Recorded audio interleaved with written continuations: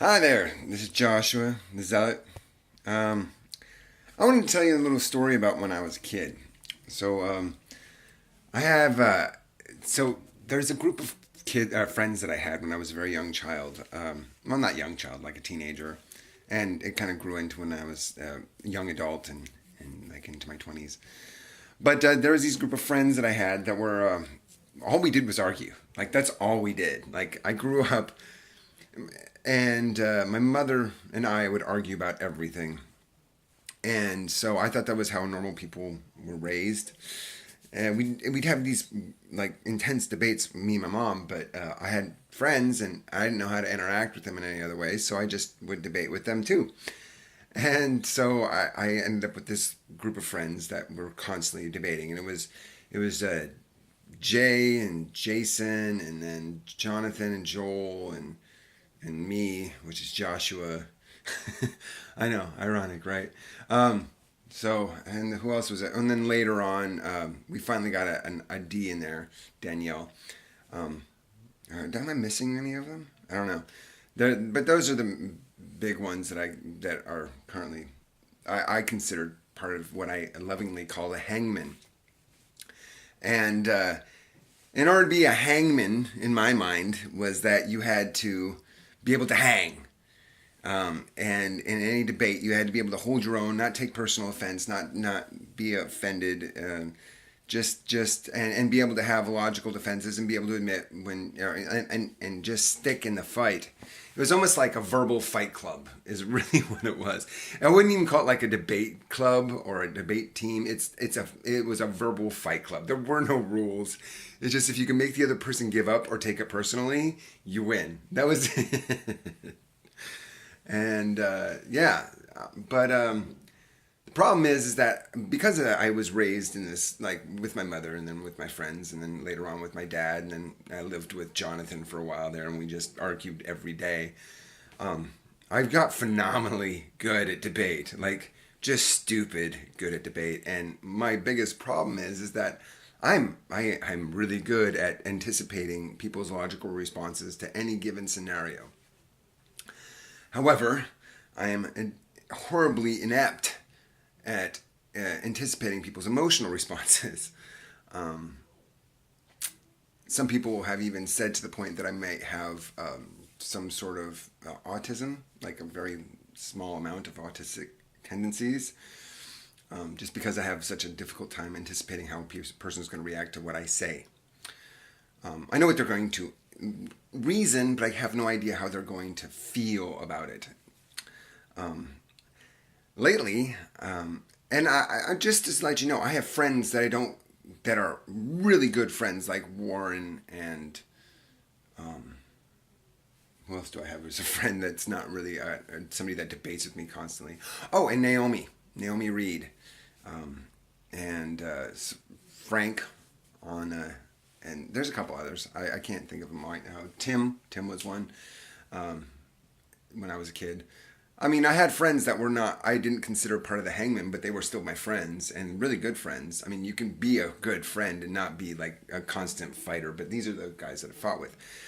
And the friends that I have just knew that I argued and just kind of took it with a grain of salt and just kind of ignored me when I wouldn't shut up. And, that's the only way it works with me. Either you fight with me or you ignore it. It doesn't, I can't be your friend otherwise. But recently, I did some I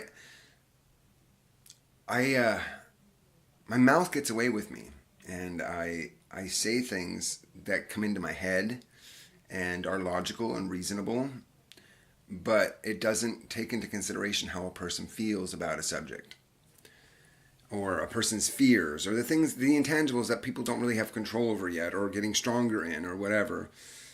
Um, I I There are people that need to be loved and need grace and need to be taken care of, and I have a hard time noticing when they people need that. My friend Naomi, I really I let her have it with both barrels without realizing how hurt I made her.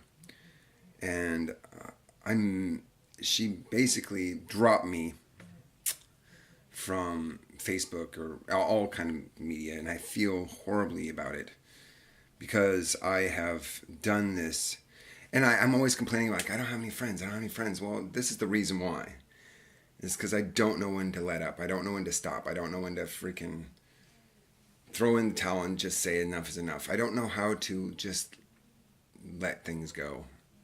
I'm kind of, yeah, overbearing like that. So anyway, yeah, I just wanted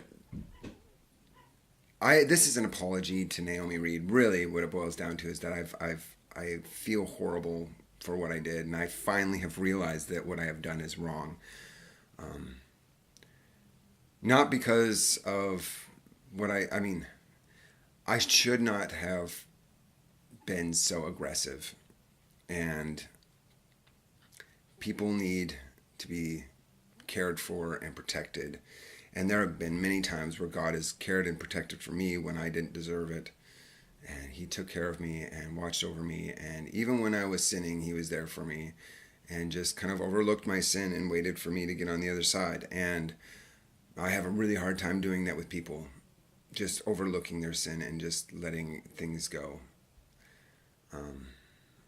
Anyway, so I don't know what this video is, but I felt bad and I can't get in contact with Naomi, and so I thought I'd make a video to apologize for hurting her and for damaging our relationship, and I hope that we can fix it. Anyway, yeah, just a little insight into me and how dumb I can be. Anyway, I'm the heretic, or the zealot. I'm trying to change it from the heretic to the zealot because the heretic has negative connotations, even though I like the fact that it matches with Acts 24:14. Anyway, I digress. This video is getting long. I'm the heretic, zealot, whatever. Getting over it.